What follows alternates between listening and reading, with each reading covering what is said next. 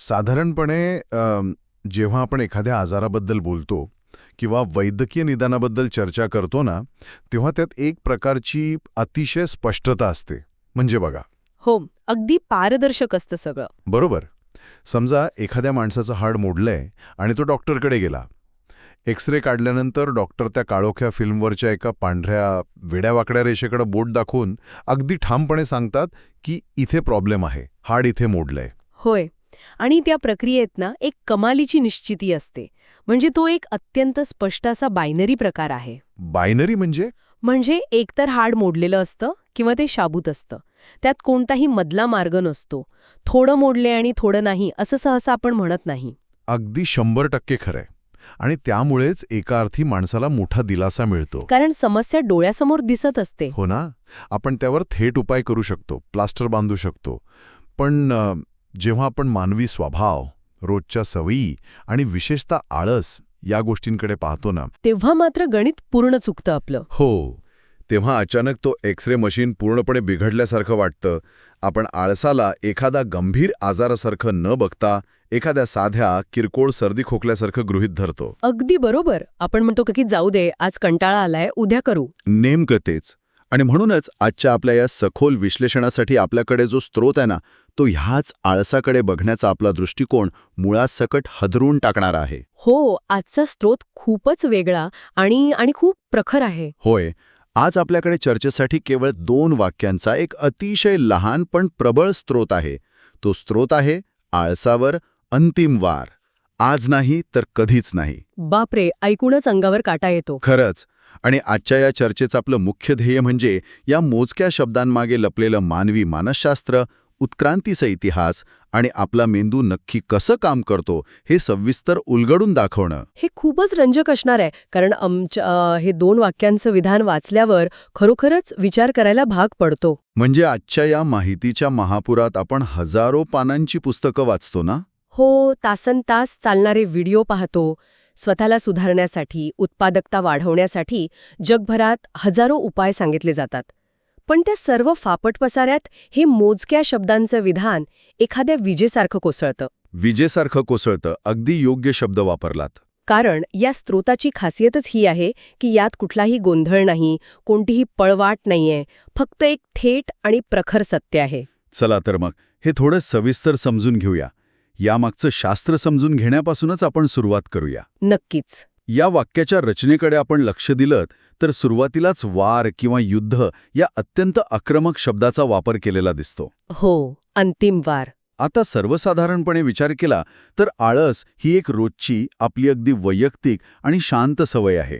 हो, सकाळी गजर वाजल्यावर तो बंद करून पुन्हा झोपणं. किंवा एखादं महत्वाचं काम संध्याकाळी करूया असं म्हणून पुढे ढकलणं. अगदी सगळ्यांच्याच बाबतीत होतं हे. हो ना? मग या इतक्या साध्या आणि शांत वाटणाऱ्या गोष्टीला थेट युद्ध का म्हटलं असावं? जर मला एखादं साधर्म्य द्यायचं असेल ना, तर हे मला एखाद्या व्हिडिओ गेममधील फायनल बॉस सोबतच्या लढाईसारखं वाटतं. अरे वा, हे फायनल बॉसचं उदाहरण एकदम चपखल बसतं इथे. म्हणजे बघा, गेमच्या सुरुवातीला आपण छोटे छोटे शत्रू मारतो, ज्यांना हरवणं सोपं असतं. आपण गेम कधीही थांबवू शकतो, पॉज करू शकतो. हो, आपल्याला वाटलं तर आपण सोडूनही देतो. अगदी. पण जेव्हा तो फायनल बॉस समोर येतो आणि खोलीचे दरवाजे बंद होतात, तेव्हा ती रोजची किरकोळ चकमक उरत नाही. ती आर-पारची लढाई असते. तिथून माघार घेण्याचा, गेम थोडा वेळ थांबवण्याचा कोणताही पर्याय शिल्लक नसतो. हे व्हिडिओ गेमचं साधर्म्य इथे खरोखर अतिशय अचूक आहे. कारण ते अंतिम या शब्दाचं वजन स्पष्ट करतं. यातली सर्वात लक्षवेधी गोष्ट म्हणजे यामागे एक अत्यंत खोल असं उत्क्रांतीचं विज्ञान दडलेलं आहे. उत्क्रांतीचं विज्ञान म्हणजे माणसाच्या विकासाशी याचा संबंध आहे. हो तर. माणसाचा मेंदू आळसाला इतका का कवटाळून बसतो हे समजून घेणं इथे खूप गरजेचं आहे. हजारो वर्षांपूर्वी जेव्हा मानव जंगलात शिकार करून जगत होता ना, आदिमानवाच्या काळात. हो, तेव्हा त्याला पुढचं अन्न कधी मिळेल याची कोणतीही शाश्वती नसायची. अच्छा, म्हणजे फ्रीज किंवा सुपरमार्केट तर नव्हतेच. अगदी बरोबर. त्यामुळे जेव्हा काहीही काम नसेल तेव्हा शांत बसून शरीरातली ऊर्जा वाचवणं हा जगण्याचा आणि टिकून राहण्याचा एकमेव मार्ग होता. अरेच्या, म्हणजे ऊर्जा वाचवली तरच पुढे कधीतरी शिकार करायला ताकद उरणार. अगदी तेच. आणि आपला मेंदू याच जुन्या प्रोग्रॅमिंगवर आजही चालतो. तो ऊर्जेची बचत करण्याला बक्षीस देतो. त्यामुळे आळस ही केवळ एक वाईट सवय नसून ती मानवी मेंदूची एक डिफॉल्ट सेटिंग आहे. हे खूपच धक्कादायक आहे. पण येथेच माझ्या मनात एक मोठा प्रश्न निर्माण होतो. विचारा ना. जर आळस करणं किंवा ऊर्जा वाचवणं हे मानवी उत्क्रांतीच्या दृष्टीने आणि जगण्यासाठी इतकं नैसर्गिक असेल, तर मग त्यावर थेट युद्ध पुकारण्याची काय गरज आहे? हा चांगला मुद्दा आहे. विश्रांती घेणं हे तर शरीरासाठी चांगलं असतं ना. एखाद्या नैसर्गिक प्रक्रियेला आजार मानून तिच्यावर वार करण्याने आपण निसर्गाच्या विरुद्ध जात नाही आहोत का? हा अत्यंत रास्त आणि महत्वाचा प्रश्न आहे. पण इथे आपल्याला विश्रांती आणि अकर्मण्यता यातला पुसटसा पण अतिशय महत्वाचा फरक समजून घ्यायला हवा.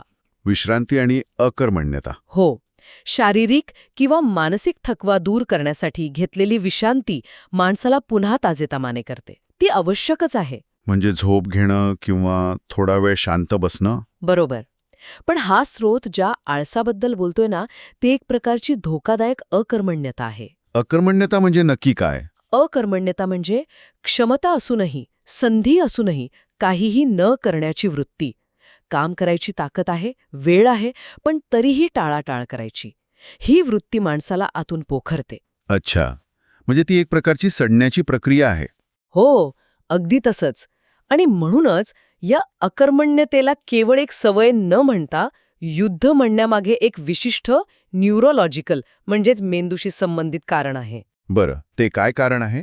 जेव्हा आपण एखाद्या गोष्टीला फक्त सवय म्हणतो ना, तेव्हा मेंदू तिला फारसं गांभीर्याने घेत नाही. पण जेव्हा आपण युद्ध किंवा अंतिम वार असे आक्रमक शब्द वापरतो, तेव्हा आपल्या मेंदूतील अमिगडाला नावाचा भाग अत्यंत वेगाने सक्रिय होतो. अमिगडाला, तोच भाग आहे ना जो आपल्याला भीतीची जाणीव करून देतो? एकदम बरोबर ओळखलत. ही तीच यंत्रणा आहे जी माणसाला धोक्याचा इशारा देते, ज्याला विज्ञानात फाईट किंवा फ्लाईट रेस्पॉन्स म्हटलं जातं. म्हणजे लढा किंवा पळ काढा. अरे वा! आक्रमक भाषेचा वापर करून हा स्रोत मेंदूला एक कृत्रिम धोक्याची सूचना देतो. यामुळे मेंदू त्या जुन्या ऊर्जा बचतीच्या मोडमधून बाहेर येतो. आणि शरीरात ॲड्रेनलिन नावाचं रसायन सोडतो. अगदी अचूक. ॲड्रेनालिन सोडून मेंदू कृती करण्यासाठी सज्ज होतो. थोडक्यात सांगायचं तर हे शब्द मेंदूच्या अलार्म सिस्टमचा ताबा घेतात. हे खरोखरच अद्भुत आहे. म्हणजे हा स्रोत आपल्याच मेंदूच्या कार्यपद्धतीचा वापर करून आळसावर मात करण्याचा मार्ग दाखवतोय. हो, मेंदूलाच हॅक करण्यासारखं आहे. खरंच. आणि जर हे युद्धच असेल तर इथेच हा विषय अधिक रंजक होतो. कारण पुढचा सर्वात तार्किक प्रश्न असा उभा राहतो की हे युद्ध लढायचं कधी? आणि याचं उत्तर स्रोताच्या पुढच्याच वाक्यात अत्यंत निष्ठुरपणे दिलंय. हो, आज नाही तर कधीच नाही. हे ऐकताना मला एका उंच डायव्हिंग बोर्डच्या अगदी टोकावर उभं राहिल्याचा भास होतोय. डायव्हिंग बोर्ड म्हणजे स्विमिंग पूलमधला? हो. समजा खाली अतिशय खोल पाणी आहे. माणूस त्या डायव्हिंग बोर्डच्या अगदी कडेवर जाऊन उभा राहतो. हवा अंगाला झोंबत असते आणि प्रचंड भीती वाटत असते. तो थरार जाणवतोय मला. त्या क्षणी तिथे फक्त 2च पर्याय शिल्लक असतात. एकतर डोळे मिटून आत्ताच्या आत्ता पाण्यात उडी मारायची किंवा कायमचा पराभव स्वीकारून मान खाली घालून तिथून मागे फिरायचं. बरोबर. मी थोडा वेळ थांबतो किंवा मी उद्या येऊन उडी मारतो, हा मधला पर्यायच तिथे नसतो. ही ताकद आहे. कसं काय? जर आपण याला व्यापक दृष्टिकोनातून पाहिलं तर मानवी इतिहासात उद्या हा नेहमीच आळसाचा सर्वात मोठा, सर्वात सुरक्षित आणि अत्यंत फसवा आधार राहिला आहे. हो, उद्या करू हे तर आपलं राष्ट्रीय वाक्य आहे. खरंय. उद्या हा मानवी कल्पनेतला एक असा जादुई प्रदेश आहे ना, जिथे प्रत्येक व्यक्ती अत्यंत शिस्तबद्ध, यशस्वी आणि परिपूर्ण असते. म्हणजे उद्या उठून मी व्यायाम करणारच आहे, उद्या मी काम वेळेवर संपवणारच आहे. अगदी तसंच. आपला मेंदू या उद्याचा वापर एका कम्प्युटरच्या रॅमसारखा करतो. कम्प्युटरच्या रॅमसारखा? हां. हे जरा अधिक सविस्तर समजावून सांगाल का? नक्कीच. जसा एखादा कॉम्प्युटर सध्याचं काम सुरळीत चालवण्यासाठी काही जड प्रोग्राम्स बॅकग्राऊंडला ढकलतो ना. हो, म्हणजे सिस्टीम हँग होऊ नये म्हणून. मुळे मेंदूची सध्याची रॅम मोकळी राहते आणि आजचा दिवस अत्यंत आरामात कोणत्याही मानसिक ताणाशिवाय पार पडतो. अच्छा, म्हणजे आपण स्वतःलाच फसवत असतो. होय. उद्या मी हे काम नक्की करणार आहे या नुसत्या कल्पनेनेच मेंदूला एक खोटा आनंद मिळतो. म्हणजे काम न करताच आपण काम केल्याचं समाधान मिळवतो. बरोबर. पण आज नाही तर कधीच नाही हे वाक्य त्या कम्प्युटरची प्लगच ओढून काढतं. बापरे. ते ठामपणे सांगतं की उद्या नावाचा कोणताही जादुई प्रदेश अस्तित्वात नाही. जे काही करायचं आहे ते आजच करावं लागेल. तो भविष्याचा खोटा आधारच हा स्रोत हिरावून घेतो. पण इथेच मला या तत्वज्ञानातला एक मोठा धोका जाणवतोय. कोणता धोका? जेव्हा हा भविष्याचा आधार हिरावून घेतला जातो तेव्हा निर्माण होणारी ही आणीबाणीची स्थिती माणसाला खरोखरच प्रेरणा देते का? म्हणजे तुम्हाला वाटतं की माणूस घाबरून जाईल? हो ना, कारण कधीच नाही हा शब्द अत्यंत भयानक आणि काळजात धडकी भरवणारा आहे.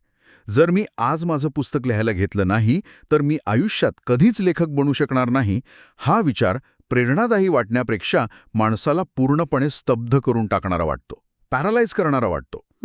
तुमचा मुद्दा समजला मला. एवढ्या प्रचंड धडपणाखाली एखादी व्यक्ती काहीच न करता कोलमडून पडण्याची शक्यता जास्त नाही का? हा भीती आणि प्रेरणेच्या अगदी सीमारेषेवरचा खेळ आहे. आणि इथेच मानवी मानसशास्त्रातली लॉस एव्हर्जन ही संकल्पना अत्यंत महत्वाची भूमिका बजावते. लॉस एव्हर्जन हे काय असतं? लॉस एव्हर्जन म्हणजे माणसाला एखादी नवीन गोष्ट मिळवण्याच्या आनंदापेक्षा त्याच्याकडे असलेली गोष्ट किंवा एखादी मोठी संधी कायमची गमावण्याची भीती दुप्पट तीव्रतेने जाणवते. अच्छा, म्हणजे मिळवण्यापेक्षा गमावण्याची भीती जास्त काम करते. हो, जेव्हा आज नाही तर कधीच नाही असं स्वतःला बजावलं जातं तेव्हा मेंदूला एक कायमस्वरूपी नुकसान स्पष्टपणे दिसू लागतं. म्हणजे ती संधी हातातून कायमची जातीये हे मेंदूला समजतं. आणि हो, हे सुरुवातीला प्रचंड दडपण आणणारं आणि भयानक वाटू शकतं. पण आळसासारख्या जुनाट आजारावर तोलून मापून दिलेली सौम्य औषधं काम करत नाहीत. तिथे कडक औषधच लागतं. तिथे शॉक थेरपीचाच वापर करावा लागतो. जेव्हा कधीच नाहीची टांगती तलवार डोक्यावर असते ना, तेव्हा मेंदू आजच्या कामातून होणाऱ्या कष्टाची आणि उद्या संधी गमावल्यामुळे होणाऱ्या दुःखाची तुलना करतो. आणि मग त्याला समजतं की गमावण्याचं दुःख जास्त मोठं आहे. बरोबर. कायमस्वरूपी संधी गमावण्याचं दुःख इतकं भयंकर असतं की मेंदू आजचा त्रास सहन करायला लगेच तयार होतो. ती टोकाची भूमिका माणसाला विचार करायला किंवा पळवाटा शोधायला वेळच देत नाही. ती थेट आणि आक्रमक कृती करायला भाग पाडते. होय, अगदी तसंच. तर या सगळ्याचा नेमका अर्थ काय होतो? हे ऐकल्यावर एक गोष्ट पूर्णपणे स्पष्ट होतीये की आपण ज्या स्रोताचं आज सखोल विश्लेषण करत आहोत तो आपल्याला वेळेचं व्यवस्थापन कसं करावं याच्या काही साध्या टिप्स देत नाहीये. अजिबात नाही. कामाची यादी कशी बनवावी किंवा कॅलेंडर कसं वापरावं याबद्दल तो काही सांगत नाहीये. तर हे थेट कृती करण्याचं माणसाच्या अस्तित्वाशी जोडलेला एक अतिशय आक्रमक तत्वज्ञान आहे. अगदी खरंय. हे केवळ सवय बदलण्याबद्दल नसून स्वतःची ओळख बदलण्याबद्दल आहे असं मला वाटतंय. हो, आणि ओळख बदलणे हा या संपूर्ण प्रक्रियेचा गाभा आहे. जेव्हा आपण म्हणतो की मी असा माणूस नाही जो कामं उद्यावर ढकलतो, तेव्हा आपण आपली जुनी ओळख पुसून टाकत असतो. आणि नवीन ओळख निर्माण करत असतो. नक्कीच. सवयी मोडणं कठीण असतं कारण आपण त्या सवयींशी आपली ओळख जोडलेली असते. जसं आपण म्हणतो की मी जन्मजात आळशी आहे. हो, मी थोडा आळशी आहे पण प्रयत्न करतोय, हा विचार मेंदूला पळवाट देतो. पण या मोजक्या शब्दांमध्ये दडलेली जी स्पष्टता आहे ती कोणतीही पळवाट शिल्लक ठेवत नाही. हे खूपच शक्तिशाली आहे. मानसशास्त्र सांगतं की जेव्हा माणसासमोर अनेक पर्याय असतात ना, तेव्हा त्याचा कॉग्निटिव्ह लोड म्हणजे मेंदूवरचा ताण वाढतो. म्हणजे डिसिजन फटीग सारखं. अगदी तेच. मी हे काम आत्ता करू की संध्याकाळी करू या नुसत्या विचारातच मेंदूची बरीच ऊर्जा खर्च होते. आणि मग आपण थकतो आणि काहीच करत नाही. बरोबर. पण जेव्हा संभ्रम नसतो, जेव्हा फक्त एकच आणि अंतिम पर्याय समोर असतो, तेव्हा तो ताण एकदम नाहीसा होतो. तुमची सर्वच्या सर्व ऊर्जा त्या एकाच पर्यायावर म्हणजे कृती करण्यावर केंद्रित होते. लेझर फोकस सारखं. हो, म्हणूनच आज नाही तर कधीच नाही हे वाक्य मेंदूला शांत करतं आणि त्याला एकाच दिशेने धावायला भाग पाडतं. हे स्वतःच्याच परतीचे सर्व पूल जाळून टाकण्यासारखं आहे. आणि त्यासाठीच ती डायव्हिंग बोर्डवरून घेतलेली उडी अत्यंत महत्वाची ठरते. कारण एकदा का हवेत झेप घेतली की मग वाऱ्याच्या वेगात मागे फिरण्याचा किंवा उडी रद्द करण्याचा प्रश्नच येत नाही. बरोबर. गुरुत्वाकर्षण आपलं काम करतं आणि माणसाला त्या कृतीच्या पाण्यात उतरावंच लागतं. खूपच छान मांडलात हा विचार. आजच्या या सखोल विश्लेषणातून आपण खरोखरच अत्यंत छोट्या पण शक्तिशाली वाक्याचा पूर्ण अर्थ आणि त्यामागचं विज्ञान उलगडलं आहे. होय, अवघ्या 2 वाक्यांनी केवढा मोठा विचार दिलाय आपल्याला. आपण पाहिलं की आळसावर अंतिम वार ही नुसती एक शोभेची भाषा नाही, तर ती ॲमिग्डॅला सक्रिय करून स्वतः विरुद्ध पुकारलेली एक आवश्यक बंडखोरी आहे. नक्कीच. आपण व्हिडिओ गेममधल्या फायनल बॉसचं उदाहरण पाहिलं, जिथे माघार घेणं अशक्य असतं. आज नाही तर कधीच नाही या वाक्यामागचं डायव्हिंग बोर्डचं साधर्म्य आणि कम्प्युटरच्या रॅमचं उदाहरण समजून घेतलं. आणि आपण ते लॉस एव्हर्जनचं मानसशास्त्रही समजून घेतलं. हो, कशा प्रकारे उद्या नावाचा खोटा आधार काढून घेतल्यावर लॉस एव्हर्जनच्या भीतीमुळे माणसाला कृती करण्याशिवाय कोणताही पर्याय उरत नाही, यामागचं अफाट न्यूरोलॉजिकल शास्त्रही आपण पाहिलं. हे खरोखरच सर्व पळवाटा बंद करून थेट कृती करण्याचे एक निखड तत्वज्ञान आहे. पण या सगळ्या चर्चेच्या शेवटी माझ्या मनात एक अतिशय रंजक आणि मेंदूला चालना देणारा प्रश्न उभा राहिला आहे, ज्यावर कदाचित या चर्चेनंतर आपल्याला सर्वांनाच शांतपणे विचार करावा लागेल. तो कोणता प्रश्न आहे? प्रश्न असा आहे की जर हे आळसाविरुद्धचं अंतिम युद्ध फक्त आज आणि आत्ताच लढायचं आहे, तर मग उद्याचं काय? उद्याचं काय म्हणजे बघा, जेव्हा उद्याचा सूर्य उगवेल तेव्हा कॅलेंडरवरील तो नवीन दिवसही आपल्यासाठी आजच असणार आहे ना. अरेच्छा, हो, हे तर खरंय. मग हे अंतिम युद्ध ही खरोखरच आयुष्यातून फक्त एकदाच घडणारी एखाद्या ऐतिहासिक युद्धासाठी एका क्षणाची घटना आहे, की रोज सकाळी डोळे उघडल्यावर अंथरुणातून बाहेर पडताना नव्याने लढावी लागणारी एक निरंतर चालणारी प्रक्रिया आहे? बापरे, हा खूपच खोल विचार आहे. सुरुवातीला आपण ज्या वैद्यकीय निदानाबद्दल, त्या एक्स-रे आणि मोडलेल्या हाडाबद्दल बोललो होतो ना, हो, आपण सुरुवातीलाच हे उदाहरण घेतलं होतं. कदाचित आळस हा असा आजार नाही ज्यावर एकदा प्लास्टर बांधलं किंवा एकदा शस्त्रक्रिया केली की तो कायमचा संपतो. कदाचित रोज सकाळी उठून स्वतःच्याच हाताने स्वतःचीच ती हाडं योग्य जागी बसवण्याची, ती वेदनादायी शस्त्रक्रिया नव्याने करण्याची ही एक अटळ प्रक्रिया आहे. म्हणजे हे युद्ध रोजच लढावं लागेल? हो, आज नाही तर कधीच नाही.